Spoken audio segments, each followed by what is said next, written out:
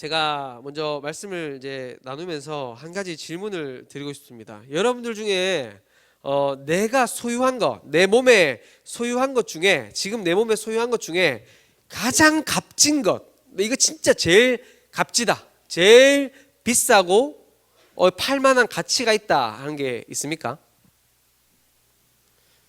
우리 저기 권사님 고개 끄덕끄덕 뭐 굉장한 가지고 오셨어요, 예배드리러 오실 때. 예. 뭐 가지고 계세요? 지금 가지고 계세요? 지금? 없어요. 우리 다 가지고 있어요. 우리 스마트폰 있잖아요, 스마트폰. 예.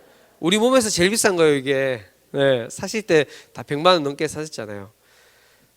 근데 우리가 사람들이 이제 가치 있는 것들을 경매에 붙여서 경매로 돈을 주고 사잖아요, 그렇죠? 자, 그러면 이걸 한번 생각해 보십시오.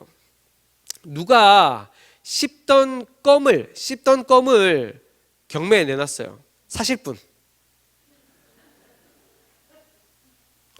크게 비울 수 있는데 아무도 안 사죠. 누가 씹던 껌을 사겠습니까? 그렇죠? 근데 그런 사람이 있더라고요. 씹던 껌을 얼마에 샀냐? 6억 6천만 원에 샀대요. 미쳤죠? 한번 사진 한번 보여주시겠습니까? 네. 이 할아버지가 씹던 껌이에요. 이 할아버지 누군지 아십니까? 예. 그냥 보면은 동네 할아버지 같이 보이는데 영국의 맨체스터 유나이티드라는 세계적인 감독인데 박지성이 뛰었던 팀 있잖아요. 그때 당시 감독이었던 알렉스 퍼거슨 경, 그러니까 영국에서 이제 기사 자격을 받았으니까 경인데 이분이 맨체스터 유나이티드의 감독으로서 마지막 지휘를 할 때 씹던 껌을 경기가 마치고 뱉었어요. 이분이 원래 매번 경기를 볼 때마다 이제 감독을 할 때마다 이제 껌을 씹으면서 경기를 진행하는데 마지막 경기니까, 이 사람의 마지막 경기니까 얼마나 대단했습니까? 그래서 이 사람이 씹던 껌을 탁 뱉었는데 관중이 그것을 발견하고 달려가서 탁 그것을 떼내서 경매에 붙인 거예요. 그래서 이것을 6억 6천만 원에 이제 누군가가 낙찰해서 사간 겁니다. 예, 별일이 다 있죠. 예, 별일이 다 있죠. 제가 씹던 껌, 아니면 여러분들이 씹던 껌을 탁 뱉으면 아마 다들 속으로 욕할 거예요. 아이씨, 껌을 아무데나 뱉어. 예? 저거 떼려면 얼마나 힘든데. 그럴 거예요. 아마 누군가 손에 묻기라도 하면, 저희 애들 그렇더라고요. 저희 애들 자기들이 먹던 것도 손에 대니까 더러워 뭐 이러더라고요. 누가 손에 대기라도 하면 더러워서 막 몸서리 치죠. 그런데 누가 씹던 거냐, 누가 그것을 소유했었냐라는 것이 그것의 값어치를 판단하는 거 아니겠습니까? 그렇죠? 오늘 말씀에 보면 사람 눈에는 특별할 것이라고는 아무것도 없는, 정말 볼품없어 보이는 존재, 볼품없어 보이는 것이지만 하나님께서 거룩하게 사용하신 몇 가지가 말씀에 등장합니다. 오늘 말씀 3장의 시작은 이렇게 시작하죠. 모세가 그의 장인 미디안 제사장 이드로의 양떼를 치더니 라고 이야기합니다. 모세가 자기 장인하고 이렇게 행복하게 살다가 어쩌다 한 번씩 양치러 갔을까요? 어쩌다 한 번씩? 여기서 치더니라는 이 말은 어쩌다 한 번 양을 치러 간 것이 아니라 지금 지속적으로, 반복적으로, 습관적으로 계속 해오던 것을 이야기하고 있어요. 우리가 너무나 잘 아는 역사잖아요, 그렇죠? 모세의 역사. 모세가 양떼를 지난 40년이라는 세월 동안 계속해서 매일마다 반복적으로, 습관적으로 양떼를 쳤다는 겁니다. 그것은 무슨 말입니까? 지금 이미 이제 모세는 완전히 과거에 대한 과거에 이집트에서 살았던, 애굽에서 살았던 그 습관들, 거기서 배웠던 그런 몸에 배웠던 것들은 완전히 물이 다 빠졌다는 것이겠죠. 40년 양을 쳤으니까 얼마나 완전 까무잡잡하게 완전 노인네, 그냥 그런 모습이겠죠. 그런데 40년 동안 이렇게 자기 장인의 양떼를 끌고 광야에 왔다 왔다 갔다 하면서 어디에 풀이 있는지 어디에 물이 있는지 그것만 고민하고 그것만 생각하던 그런 모세가 이날도 어김없이 자기 장인의 양떼를 이끌고 광야 서쪽으로 갔다라고 말씀합니다. 그런데 마침 그날 모세는 하나님으로부터 소명을 받는 특별한 경험을 하게 되죠. 우리가 이 모세가 하나님을 만나는 장면들을 뭐 미디어나 이런 것으로 많이 봤어요. 그렇죠? 뭐 영화도 그렇죠. 아니면 뭐 애니메이션 같은 것들도 그렇죠. 굉장히 막 불붙은 떨기나무에서 하나님이 부르시는 그런 장면이 나오잖아요. 오늘 말씀해 보면 오늘 말씀에서 세 가지의 볼품없는 것이 등장을 하는데, 먼저 모세가 양떼를 이끌고 광야 서쪽 호렙산에 이르렀다라고 이야기합니다. 그렇다면 호렙산은 어떤 산일까요? 호렙산 사진 한번 보여주시겠어요? 네, 저기 가보신 분들은 많으시죠? 가보신 분들 계시죠? 네, 저는 몇 번이나 강조해서 말씀드리지만 저는 가본 적이 없어요. 네, 가본 적이 없어요. 저는 이런 산에 뭐 저쪽 근처도 가본 적이 없지만, 근데 호렙산, 저곳은 그냥 말 그대로 이 호레브라는 말 자체가 건조하다, 건조한 곳이라는 뜻이죠. 딱 봐도 건조해 보이잖아요. 그렇죠? 어디면 풀 하나 자라겠습니까? 정말 볼품없어 보이는 산 아니겠어요? 누가 저 산을 사라고 하면은 뭐 사시겠어요? 전 돈 줘도 안 살 것 같아요. 그럼 쓸 데가 없잖아요. 정말 생명이라고는 살지 못할 것 같은 돌과 모래 자갈들, 또 황폐한 곳, 그런 곳이 바로 호렙산이라는 거예요. 호렙산. 당시 모세가 있던 광야 호렙산은 사진에서와 같이 정말 황폐하고 볼품없는 곳이었습니다. 하지만 오늘 말씀에서는 그곳을 볼품없는 곳이다 라고 말하지 않죠. 뭐라고 이야기합니까? 호렙산에 대한 묘사가 무슨 호렙산이라고 이야기합니까? 하나님의 산 호렙산이라고 이야기하죠. 하나님의 산. 5절 말씀에서 같이 모세가 선 땅, 또 모세가 선 땅을 보고 거룩한 땅이다 라고 이야기합니다. 풀도 제대로 없고 그냥 뭐 가시덤불만 자라는 그런 광야, 메마른 땅, 메마른 산, 돌과 자갈이 있는 그곳, 사람이 봤을 때는 아무런 볼품없는 곳이지만 그곳이 하나님의 산이 되고 거룩한 땅이 될 수 있었던 것은 무슨 이유겠습니까? 다른 이유가 아니에요.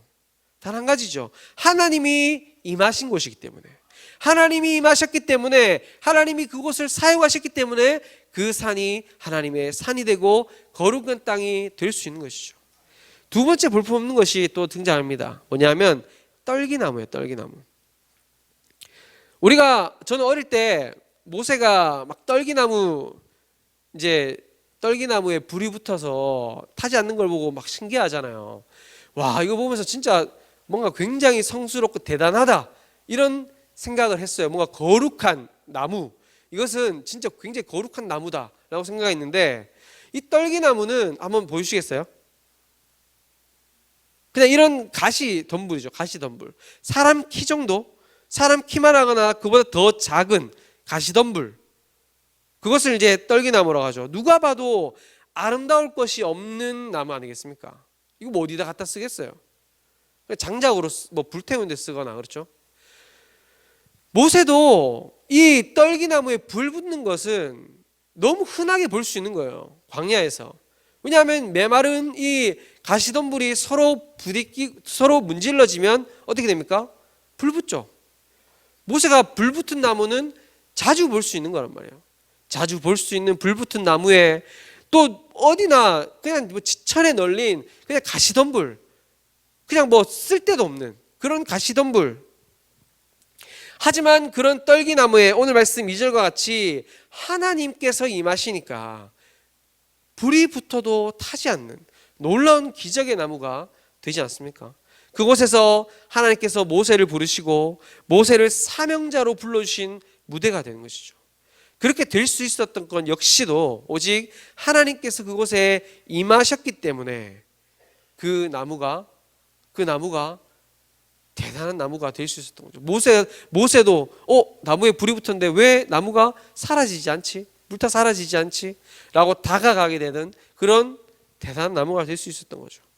세 번째 또 볼품없는 것이 있습니다. 바로 뭐냐면 모세예요. 모세 자신이에요. 모세는 어떤 사람입니까? 모세는 갈대 상자에 담겨져서 바로의 딸로 해서 건짐을 받아서 아들이 됐잖아요. 바로의 딸의 아들이 된 사람 아닙니까? 애굽의 왕자로서 키워졌죠. 하루아침에 모든 백성들 위해서 백성들을 통치하는 그런 입장이 된 것이죠. 그런 그가 자신의 본래 민족 히브리 민족을 위해서 애굽 사람을 쳐 죽이고 살인자로 도망자 신세로 광야에서 이제는 양이나 치는 그런 나이가 80이 된 노인의 모습이 되었잖아요. 그렇죠? 그냥 우리 인간의 눈으로 봤을 때는 이 모세가 성공한 사람입니까? 실패한 사람입니까? 실패한 사람이죠. 자기 뜻대로 이룬 것이 아무것도 없잖아요. 자기 뜻대로 할 수 있는 거라고는 양 몰고 다니는 거. 그거 하나밖에 없잖아요. 그런 모세를 하나님께서 만나주시고 그에게 애굽으로 가라라고 명령하십니다. 모세는 자신이 이렇게 생각했겠죠. 어떻게 이렇게 늙고 양이나 칠 줄 아는 노인네가 신과 같은 그 큰 바로 앞에 찾아가서 이스라엘 백성을 구해낼 수 있을까? 그런 생각을 하지 않았겠습니까? 모세는 자신의 모습을 너무나 잘 알고 있었죠. 바로 앞에 그 이집트 왕국 앞에 볼품없는 자신의 모습. 그런 모세에게 하나님께서 말씀하십니다. 내가 반드시 너와 함께 있겠다. 약속해 주시잖아요. 실패자이고 소망 없는 그런 늙은이에 불과한 그런 모세. 그 모세가 백성을 구해내는 사명자가 될 수 있었던 유일한 이유 역시도 하나님께서 모세에게 임하시고 모세와 함께 주셨기 때문에 모세가 이스라엘 백성들이 그렇게 따르고 이스라엘 백성들이 지금까지도 추앙하는 위대한 지도자가 될 수 있었던 것이죠. 우리가 이런 말씀을 통해서 알 수 있는 것이 있습니다. 그건 뭐냐면 하나님의 부르심은 우리의 상황과 환경을 초월한다는 겁니다. 하나님의 부르심은 우리의 상황, 우리의 환경, 내 모습을 초월해서 하나님은 부르신다는 거예요. 하나님께서는 어떠한 상황에서도 우리를 부르십니다. 하나님께서는 폐허의 산이고 황폐산이었던 호렙산에 임하셔서 그곳이 하나님의 산이 되게 하셨습니다. 그리고 그 누구도 거들떠보지 않을 것 같고 작고 볼품없던 가시덤불, 그 떨기나무가 하나님께서 임하시는 곳으로 불이 붙어도 타지 않는 그런 기적의 장소가 되게 하셨고 모세를 사명자로 부르시는 그런 무대가 되게 하셨습니다. 그리고 이제는 도무지 아무런 위대한 일, 위대한 일뿐만 아니라 뭔가 대단하다고 생각할 수 있는, 사람이 생각할 수 있는 그런 어떠한 일도 감당할 수 없을 것 같던 힘도 없고 야망도 사라진 그런 양떼를 치고 있는 늙은 모세였지만 그런 상황에서도 하나님께서 모세를 부르시고 이스라엘 백성들을 인도해내는 그런 위대한 일을 사명으로 주신 것을 우리가 말씀을 통해서 볼 수 있지 않습니까? 우리가 우리의 모습을 보면 너무나 초라하고 볼품없는 모습일 때가 많이 있습니다. 그렇지 않아요? 우리가 매년 지금은 연말은 아니고 새해가 시작됐지만 연말마다 교육자들이 막 가잖아요. 우리 교육자들이 구역장으로 좀 섬겨 주십시오. 지역장으로 좀 섬겨 주십시오. 또 우리 교사로 좀 섬겨 주십시오 하면 다들 모세처럼 내 모습을 너무 잘 알아서 저는 못합니다. 저 좀 기도 좀 해보겠습니다. 그러죠. 물론 한 1000명 중에 1명 정도는 하기 싫어서 그런 분도 있을 수 있어요. 여기는 안 계실 거라고 믿지만 그런데 그렇게 우리가 어떤 사명을 감당하려고 할 때 내 모습을 보면 너무 부족할 때가 많잖아요. 준비되지 않은 것 같다. 난 아직 교사로 구역장으로 아니면 찬양대로 섬길 만큼 준비되지 않았다 하고 할 때가 너무나 많이 있지 않습니까? 과연 내가 지금 무엇을 할 수 있을까? 나는 능력도 부족한데, 난 나이도 많은데, 아니면 난 나이도 너무 어린데, 나는 많이 배우지도 못했는데. 자신의 모습이 너무 초라해 보일 때가 많습니다. 하지만 하나님께서는 우리를 부르실 때 우리의 그런 모습, 내 상황, 내 환경은 하나님 앞에 아무런 장애도 되지 못한다는 것입니다. 여러분 믿으십니까? 하나님께서 만약 가장 좋은 곳에 임하시고 가장 좋을 때 부르셨다면 광야나 떨기나무에 임하지 않으셨겠죠. 나이가 들어서 야망이 없는 늙은 그 모세가 아닌 패기와 야망이 넘치고 또 애굽에서 뛰어난 지식을 습득했던 그 젊은 모세에게 임하셨겠죠. 나타나셨겠죠. 위대한 모습으로. 물과 자원이 풍부하고 문명이 찬란하게 발달한 애굽에서 모세를 부르셨을 것입니다. 하지만 하나님께서는 그런 모세를 부르시지 않으셨습니다. 왜냐하면 하나님께서 하시는 일에는 사람의 장애가 또 사람의 능력 그런 것들은 아무런 장애가 되지 않기 때문이에요. 사도 바울도 하나님의 부르심에 대해서 이렇게 말씀합니다. 우리 함께 고린도전서 1장 26절에서 29절 말씀 같이 읽어보도록 하겠습니다. 시작.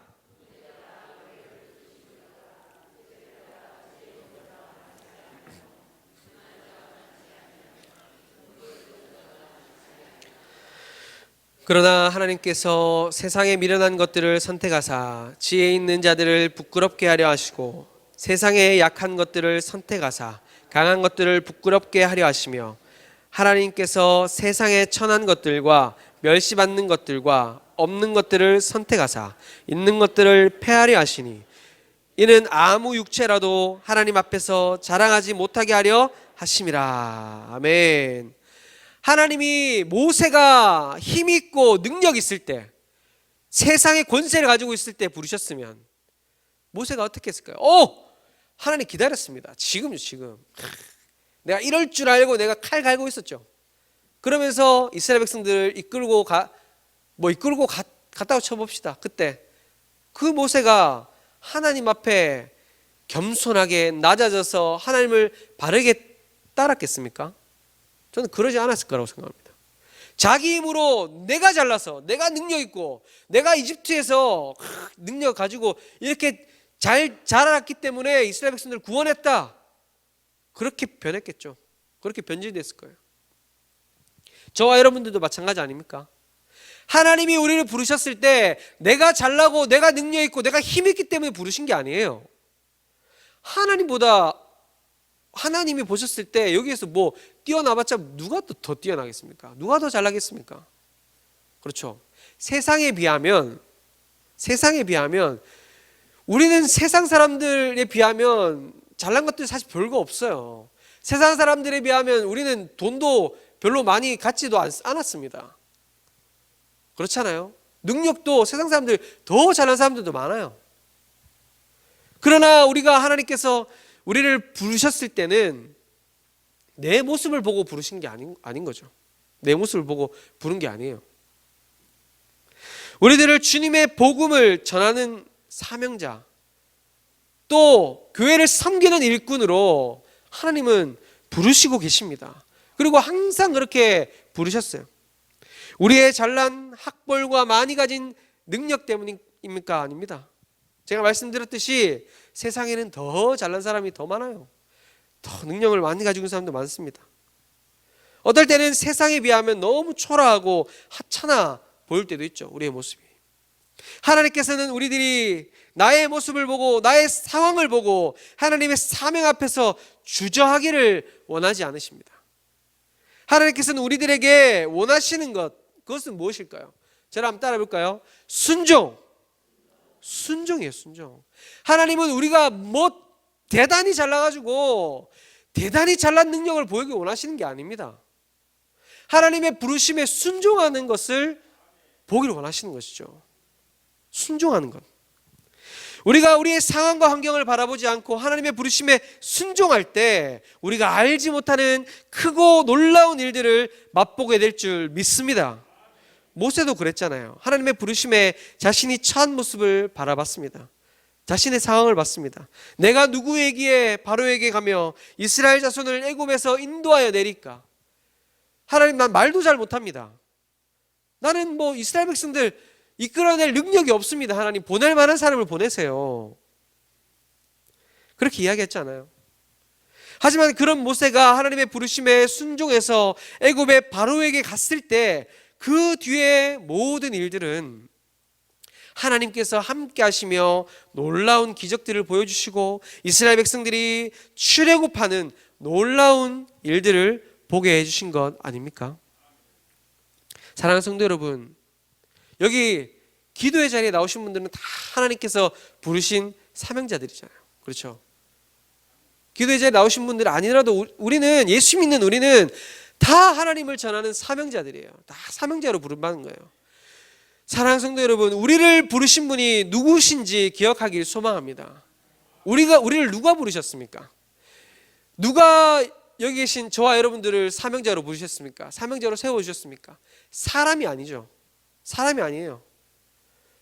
어떤 목사님이, 아니면 어떤 장로님이, 아니면 어떤 교사가 같이 사역합시다, 아주 좀 섬깁시다 라고 불렀다고 하더라도 사람이 세운 사명자가 아닙니다. 저와 여러분은 하나님이 세운 사명자인 줄 믿으시길 소망합니다. 사명을 주신 그 하나님이 오늘 말씀에 약속하신 것처럼 우리를 사명자로 불러주셨으니 그 하나님이 우리와 늘 함께 해주실 줄 믿으시길 소망합니다. 제 모습만 봐도 그래요. 제 모습만 봐도. 요즘에 대신방 기간이잖아요. 구역장님들하고 지역장님들하고 또 장로님들하고 신방 다니면서 한 번씩 이런 생각이 들어요. 제 모습을 보면, 야, 내 같은 게 무슨 목사라고, 나 같은 게 뭐 잘난 게 있어서 성도님들 기도 제목을 듣고 말씀을 나누고 그러는가. 제 모습을 보면 진짜 잘난 거 하나도 없어요.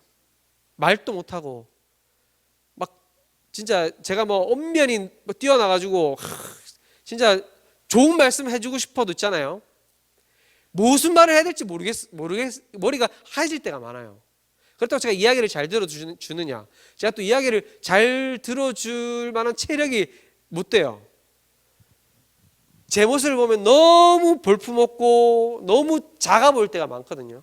그런데 제가 뭘 보고 다시 신방 자리에 가서 말씀을 전하고 그들을 위해서 함께 기도하고 기도 제목을 나누고 그런 줄 아십니까? 하나님이 나를 불러주셨다는 믿음 때문입니다. 하나님이 나를 불러주셨고 그 하나님이 나와 함께 하신다 라는 그 믿음 때문에 제가 사명을 감당할 수 있는 거예요. 여러분들도 그러신 줄 믿습니다. 그리고 또 주님 부르신 사명에 순종할 때 하나님께서 그 순종에 반드시 은혜로 보답해 주실 줄 믿으시길 소망합니다. 지금도 우리가 참 매주 광고가 나가잖아요. 매주 뭐 교사로 섬겨주시길 바랍니다. 또 교회 식당 봉사로 섬겨주시길 바랍니다. 차량 봉사자로 섬겨주시길 바랍니다. 그런 것들, 우리 교회의 섬김에 대한 그런 부르심들 있잖아요. 그렇죠? 그런 부르심들에 우리가 순종할 때 반드시 하나님은, 나는 부족하지만 불러오신 그 하나님께서 은혜를 주시고 반드시 우리 순종에 열매를 맺게 해주실 줄 믿습니다. 정말 우리 그 하나님의 부르심에 여러분들 순종해 보실 수 있는 여러분들 될 수 있길 소망합니다. 그렇게 하나님의 부르심에 순종하며 사명을 감당하는 사람을, 그렇게 사명을 감당하는 사람을 제가 어느 목사님의 설교에서 이렇게 들었어요. 그렇게 하나님의 부르심에 순종하는 그 사람이 바로 청년이다. 그 사람이 바로 청년이다. 모세가 지금 나이가 80이잖아요. 청년입니까? 아니죠. 청년이 아니잖아요. 그렇죠? 그러나 하나님의 말씀에 순종하며 나아갈 때 그 모세는 죽는 그 순간까지도 기력이 쇠하지 않았어요. 그렇잖아요. 하나님의 사명자로 그 사명 감당할 때. 사랑하는 성도 여러분, 여러분들은 청년이십니까? 아니면 노인이십니까? 네, 여러분들은 다 청년이세요. 다 청년. 하나님의 부르심에 순종하신 여러분들은 다 청년인 줄 믿습니다. 우리 옆에 계신 분들에게 이렇게 한번 이야기하겠습니다. 당신은 청년입니다. 네. 청년이에요. 하나님의 부르심에 순종해서 기도의 자리에 나오고 기도하시는 여러분들 청년이십니다. 하나님의 부르심에 순종해서 교회를 위해 순종하고 사명 감당하시는 저와 여러분들은 뭐 몸의 육체의 건강, 나이 그런 게 중요한 게 아니라 하나님이 보실 때 여러분들이 청년이라는 거예요. 사랑하는 성도 여러분, 하나님께서는 지금도 여전히 우리를 부르시고 계십니다. 지금도 여전히 이제 가라, 이제 가서 복음을 전하고 교회를 섬기고 영혼들을 섬겨라. 하나님께서는 우리를 부르고 계십니다. 그런 부르심에 순종할 수 있는 여러분 다 될 수 있길 소망합니다. 그 위대한 하나님의 부르심에 위대한 순종으로 화답함으로써 날마다 하나님의 함께 해주심을 경험하고 하나님의 은혜를 경험할 수 있는 저 여러분 다 될 수 있기를 소망합니다.